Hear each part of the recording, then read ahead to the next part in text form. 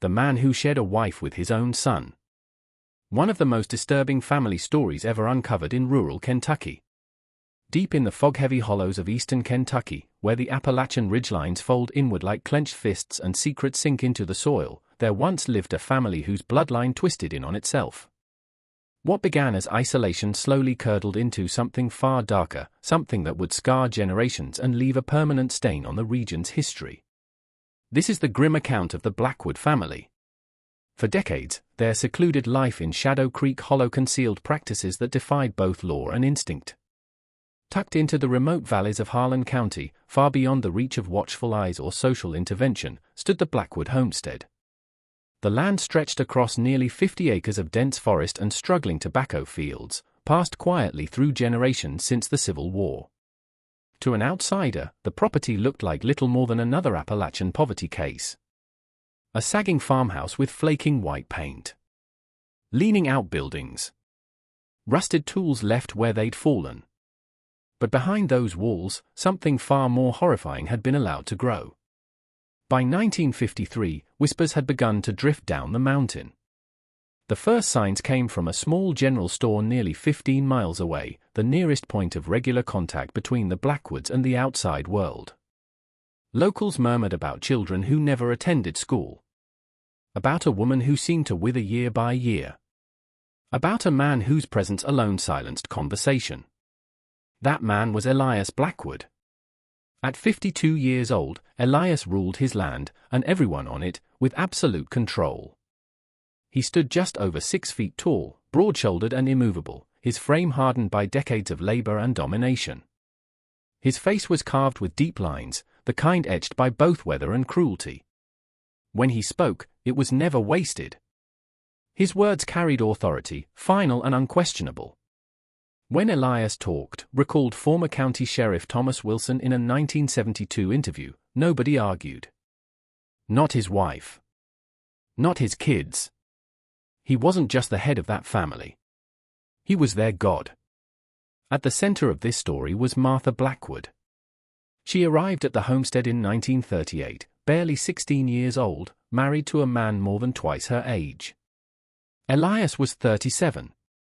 The marriage had not been born of love. Martha was the daughter of a struggling farmer from a neighboring county, her hand exchanged to settle a debt. Old photographs recovered later showed a young woman once full of life, dark hair, bright eyes, a softness that suggested hope. That light didn't last. By 1953, Martha was 31, though neighbors who occasionally glimpsed her during rare trips into town said she looked closer to 50. Her posture was slumped. Her eyes avoided contact. Her voice, when she spoke at all, was barely audible. Something inside her had collapsed long ago. She had given birth to 6 children. 4 survived. But it wasn't the number of children that would expose the horror of Shadow Creek Hollow. It was the relationship between Martha, her husband Elias, and their eldest son. James Blackwood was born in 1939. As he grew, he became a quiet mirror to his father's shadow. Where Elias was forceful and commanding, James was withdrawn, observant, and tense. But beneath that silence, something unsettling had been carefully shaped. What made this case especially disturbing, explained Dr. Eleanor Simmons, who studied isolated Appalachian communities during the 1960s, wasn't just the genetic implications. It was the intentional grooming. Elias prepared his son to accept something deeply unnatural as normal. Court records from 1954 revealed what Elias called family sharing. The arrangement began when James was just 14. Elias forced Martha to submit to both father and son as sexual partners, framing it as tradition, as duty, as the natural order of the Blackwood bloodline. He told James this was an initiation into manhood. That their ancestors had done the same to keep the family strong. The arrangement continued for years. 3 children were born under circumstances so grotesque that even investigators struggled to document them. Were they siblings to James? Or his children? The truth could not be determined. And it may never have come to light at all, if not for a 15-year-old girl who finally ran. Sarah Blackwood was the eldest daughter. In April of 1953, she fled the property on foot, walking nearly 20 miles through rough, wooded terrain.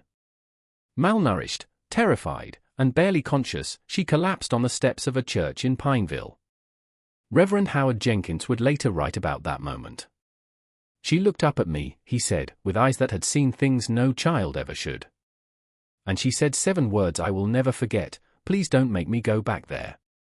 Sarah's testimony would ignite one of the most shocking family investigations in Kentucky history. But before authorities could intervene, Shadow Creek Hollow would claim one final, irreversible cost. The isolation of the Blackwood family was not accidental. It was engineered. Over the years following World War II, Elias Blackwood methodically severed every remaining tie between his family and the surrounding community. Former neighbors recalled how the Blackwoods simply vanished from public life. Church attendance stopped without explanation. The children were quietly withdrawn from the small one-room schoolhouse. Visitors who ventured too close were met not with conversation, but with the unmistakable presence of a firearm. That land turned into its own kingdom, remembered Mabel Jenkins, who lived several miles away. Elias put up no trespassing signs everywhere. Barbed wire along the property lines. Folks learned quick not to wander near that place. With the outside world pushed away, Elias created his own internal system of order, one that twisted morality into obedience. Court documents later revealed that he frequently read aloud from a Bible he kept beside his bed, its pages marked and underlined selectively. Verses about authority and submission were emphasized. Passages condemning his actions were ignored entirely. Elias constructed what we would now identify as a cult-like environment, explained Dr. Simmons. By isolating his family from alternative viewpoints and positioning himself as the sole interpreter of right and wrong, he normalized behavior that would horrify any functioning society. The arrangement between Elias, Martha, and James did not begin abruptly. According to James's later testimony, his father introduced the idea slowly, presenting it as both tradition and obligation. Elias claimed their bloodline had always lived this way. That outsiders wouldn't understand.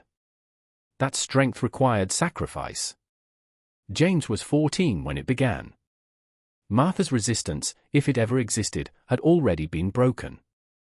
Survivor accounts describe a woman hollowed out by years of domination. By the time Elias involved their son, Martha had endured over a decade of psychological captivity. Medical examinations conducted after her removal from the property revealed signs of long-term physical hardship, malnutrition, untreated injuries, and symptoms consistent with chronic stress. "We must understand Martha as a victim, not a willing participant," insisted Catherine Reynolds, one of the few female social workers in Kentucky at the time. Her entire adult life was defined by control. By 1953, her ability to resist, or even imagine escape, had been systematically destroyed. The other children grew up inside this distorted reality.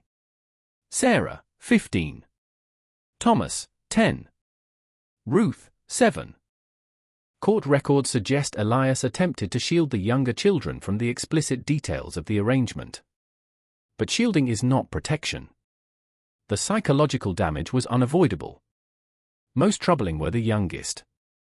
Twins Mary and Joseph, both 4 years old, and Daniel, just 1. With genetic testing unavailable in the 1950s, doctors could not determine their parentage. But medical evaluations following their rescue painted a grim picture. All 3 children exhibited symptoms consistent with consanguineous parentage, wrote Dr. William Fletcher in his 1954 report. Reduced cognitive development.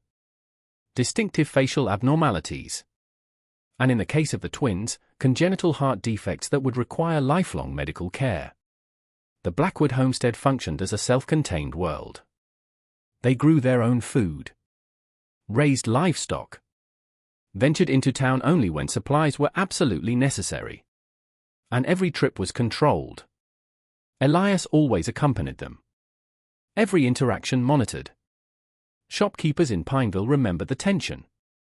"Those kids never spoke," recalled Harold Green, who ran the general store. "Never looked at anyone." Martha would slide over a list.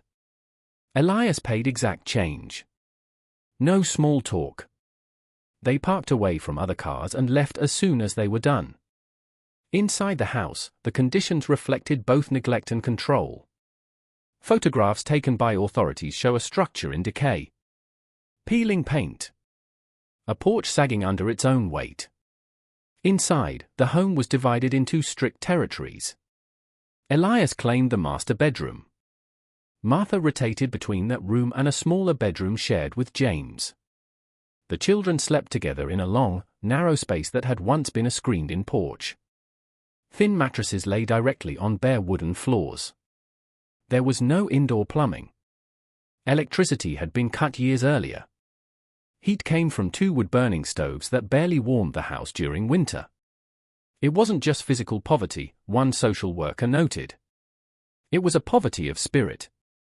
These children were being raised without any reference point for healthy human relationships. And yet, amid the darkness, Sarah noticed something was wrong. Interviews later revealed that when she was younger, Sarah had occasionally been allowed to visit a distant aunt. These brief exposures to normal family life planted a dangerous seed. Memory by memory, comparison by comparison, Sarah began to understand that what happened in Shadow Creek Hollow was not normal. Those memories gave her the strength to run. As authorities quietly prepared to investigate following Sarah's escape, they had no idea the Blackwood household was already collapsing from within. James, now 24, had begun to push back. Years of resentment had built beneath his silence. According to Sarah's testimony, arguments between father and son grew louder, more frequent, and increasingly volatile. He started saying things like, "They're my children too," Sarah told investigators. "You can't treat her like that anymore." When Elias grew quiet, the children grew afraid. "That silence scared us more than his yelling," Sarah said. At the same time, Martha's condition worsened. Trapped between father and son, her mind began to fracture. She would sit unmoving for hours, staring out windows. Sometimes she rocked back and forth in a corner, unresponsive to her surroundings. The youngest children sensed her withdrawal. They became clingy, fearful, constantly searching her face for reassurance that never came. The breaking point arrived in early May of 1953. 4-year-old Joseph fell violently ill, burning with fever. James demanded they take the boy to a doctor in town. Elias refused. He insisted home remedies were enough. The argument exploded. When James refused to back down, Elias struck him with a leather belt, something he hadn't done since James reached adulthood.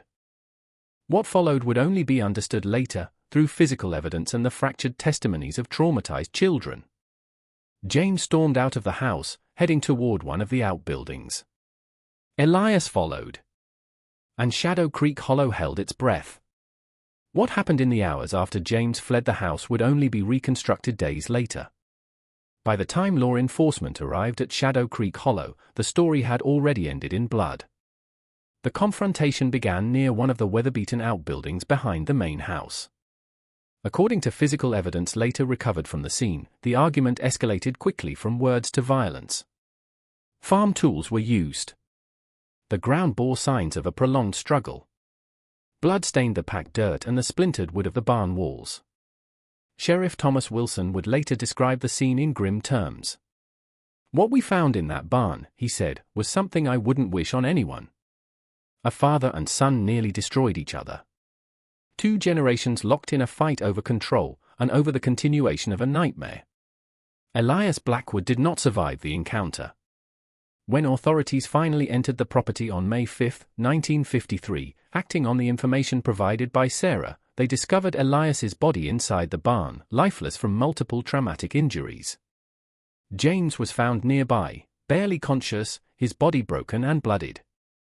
Inside the house, the scene was no less disturbing. Martha Blackwood was discovered sitting in silence, unresponsive to her surroundings. She did not react to questions.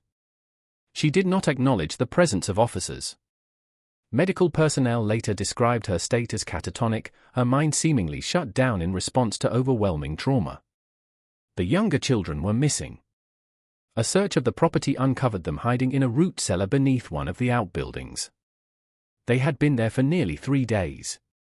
Inside the cramped space, investigators found signs of survival desperation: raw potatoes pulled from storage, containers used to collect rainwater.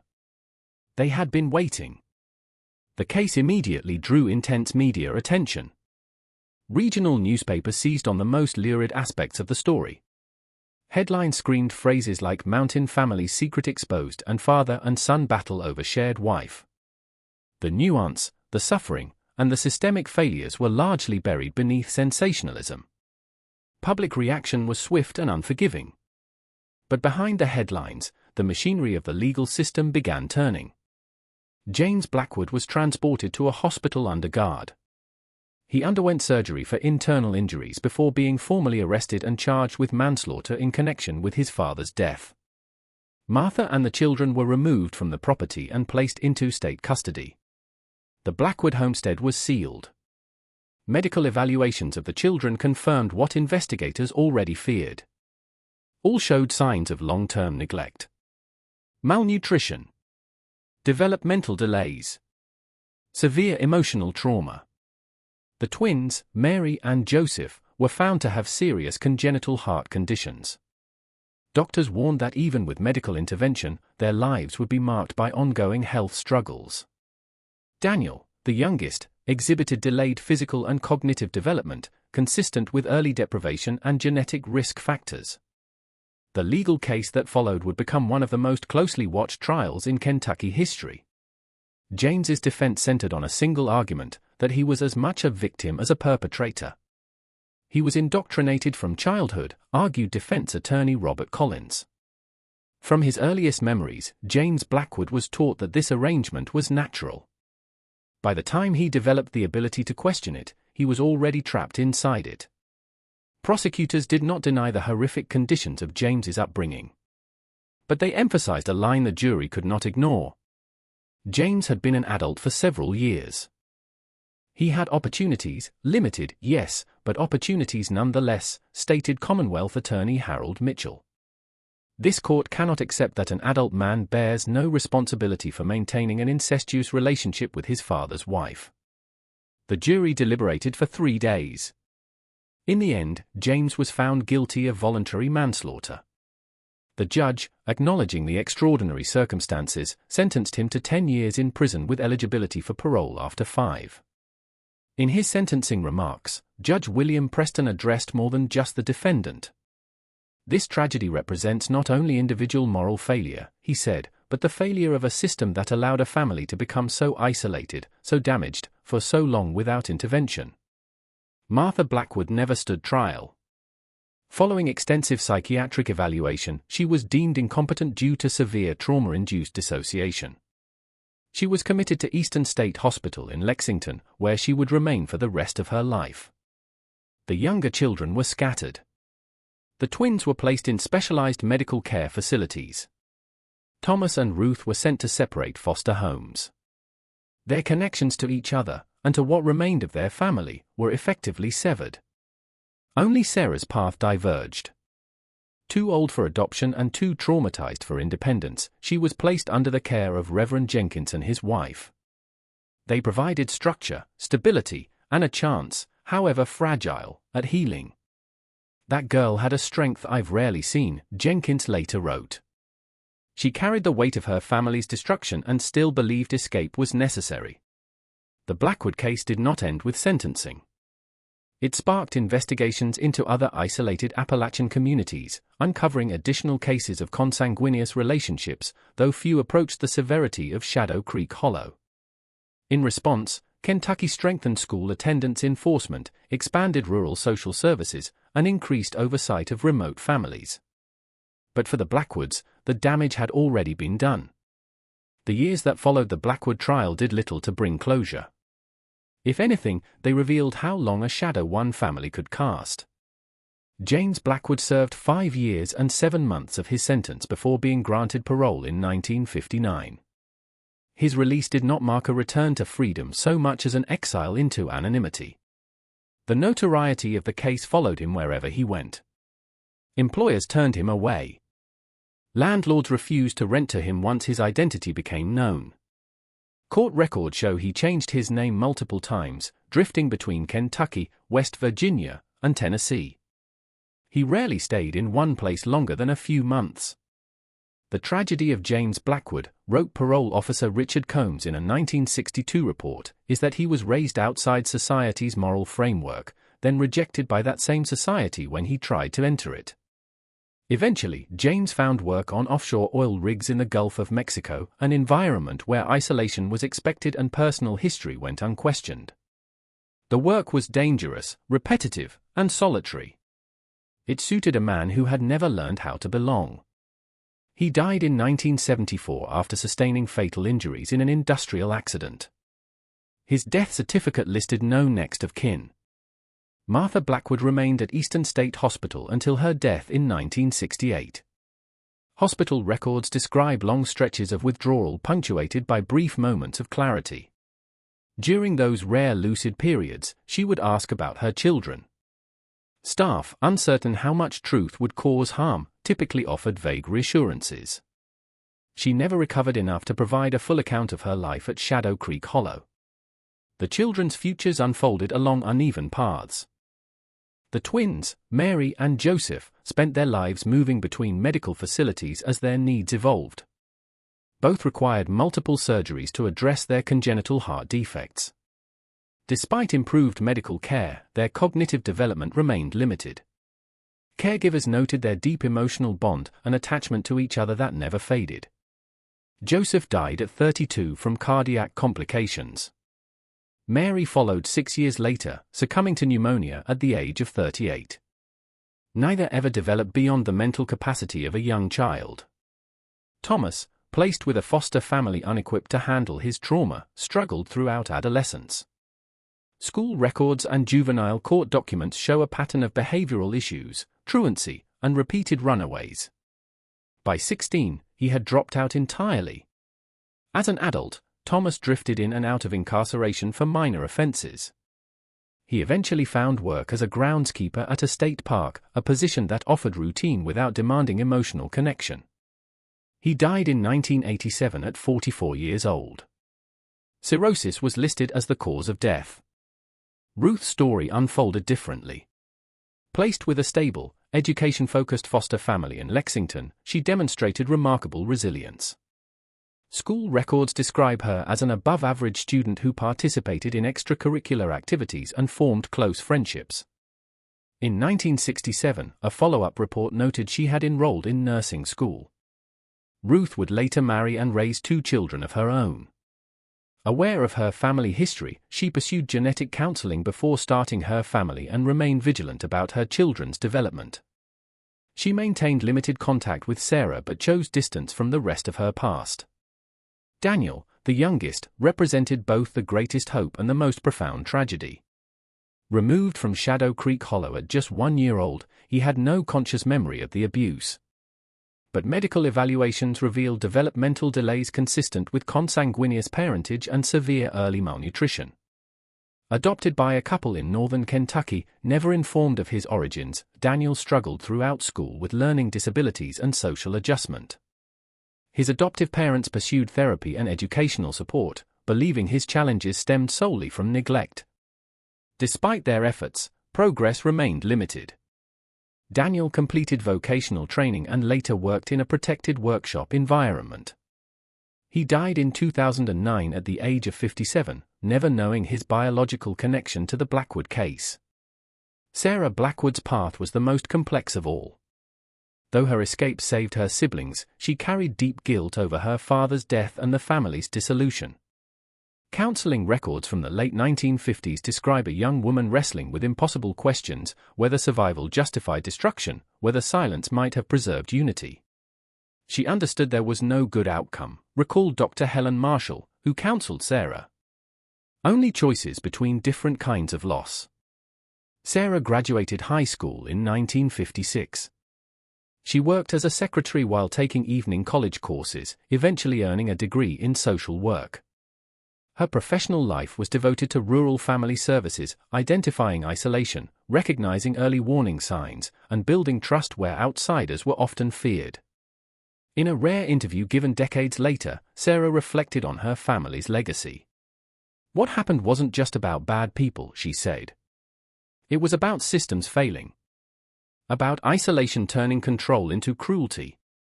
My father didn't begin as a monster, but no one stopped him when he became one." The Blackwood property itself did not survive the decade. Left abandoned after the family's removal, the land became the subject of local superstition. No one wanted it. In 1962, Harlan County seized the property for unpaid taxes. The main house was demolished. The land was eventually absorbed into Daniel Boone National Forest. Today, only foundation stones and rusting tools remain. Yet the impact of Shadow Creek Hollow reshaped policy. The case influenced the formation of Kentucky's first dedicated Child Protective Services Division in 1955. It prompted stricter school attendance monitoring and expanded rural healthcare outreach programs. For the Blackwoods, these reforms came too late. More than 70 years have passed since the events at Shadow Creek Hollow. The physical traces of the Blackwood family have nearly vanished. Where the farmhouse once stood, forest growth has reclaimed the land. Moss-covered stones mark old foundations. Rusted farm implements lie half-buried in the soil, slowly dissolving back into the earth. To the untrained eye, nothing remains to suggest that generations of suffering unfolded there. But the legacy of the Blackwoods did not disappear with the house. It embedded itself into Kentucky's social infrastructure, academic research, and the evolving understanding of how isolation can transform families into closed systems of harm. One of the most enduring lessons of the case came from the genetic consequences observed in the youngest children. In the 1950s, doctors could document symptoms but lacked the tools to fully explain them. Today, modern genetics offers clarity. Each person carries recessive genes for various disorders, explained Dr. Margaret Chun, professor of genetic medicine at the University of Kentucky. Most never manifest because they're paired with healthy dominant genes. But when close relatives have children together, the likelihood of both parents carrying the same recessive mutation increases dramatically. This dramatically raises the risk of serious congenital disorders, heart defects, cognitive impairments, and developmental delays. Modern analysis suggests the Blackwood children suffered from autosomal recessive conditions, compounded by early malnutrition and chronic neglect. These were not isolated medical anomalies. They were predictable outcomes of a system that allowed incestuous relationships to persist unchecked. But biology alone does not explain Shadow Creek Hollow. Social isolation was the true accelerant. In the mid-20th century, Kentucky's hollows were far more cut off than they are today. Roads were unreliable. Communication limited. School oversight inconsistent. Mandatory reporting laws were weakly enforced in remote regions. That isolation allowed Elias Blackwood to construct his own moral universe, one where authority replaced ethics, and obedience stood in for love. What we see in cases like the Blackwoods, said forensic psychologist Dr. Lisa Rodriguez, is how isolation itself becomes a weapon. When external reference points disappear, authoritarian figures can redefine normality entirely. Modern systems make such complete withdrawal far more difficult. School attendance is monitored. Healthcare workers conduct outreach. Social services operate with overlapping responsibilities, creating fewer blind spots. While no system is perfect, the kind of multi-generational isolation that enabled the Blackwood tragedy would trigger numerous red flags today. Yet challenges remain. Rural communities still face underfunded social services. Cultural traditions of privacy and self-reliance can discourage outside intervention. Suspicion of authorities persists, sometimes allowing abuse to remain hidden in plain sight. Sarah Blackwood understood this tension better than anyone. After retiring in the 1990s, she continued advocating for rural family protection strategies that emphasized trust over force. Her work focused on building relationships within communities, recognizing that meaningful intervention required cooperation, not condemnation. The greatest tragedy of isolated families, she wrote in a professional journal, isn't only what happens behind closed doors. It's that help often exists nearby, but mistrust keeps it out of reach. Of all the Blackwood children, only Ruth achieved what might be considered a fully independent adult life. Her careful approach to parenthood, genetic counseling, medical vigilance, reflected a conscious effort to break the cycle. The twins remained together until death, bonded by circumstance and limited by biology. Thomas drifted until routine finally anchored him, too late to heal the damage. Daniel lived his life without knowing the truth of his origins. James died without reconciliation. Martha died without testimony. And Elias, the architect of it all, left behind no redemption, only wreckage. The Blackwood case remains sealed in county records, accessible only to researchers. Many graves bear adopted names or anonymous markers. The story itself survives not through memorials, but through lessons written into policy, practice, and cautionary scholarship. What happened at Shadow Creek Hollow was not simply a family tragedy. It was a societal failure. A failure to notice absence. A failure to question silence. A failure to protect the most vulnerable when discomfort made looking away easier. The most dangerous predators are not always strangers lurking in darkness. Sometimes they are familiar figures whose power goes unchecked by community oversight. In places where isolation reigns, control can quietly replace care, and cruelty can masquerade as tradition. If you've watched until this moment, it's because you understand why these stories matter. Hidden histories do not stay buried without consequence. They shape policy. They inform vigilance. They remind us that progress is fragile, and that it depends on people willing to confront uncomfortable truths. Leave a comment saying I watched until the end to honor those who suffered in silence. Subscribe for more untold stories that shaped American communities. And share this video with someone who believes history should be examined honestly, especially when it's unsettling. Because remembering stories like the Blackwoods is not about sensationalism. It's about prevention. And vigilance remains our strongest defense against the darkness that thrives where silence is allowed to grow.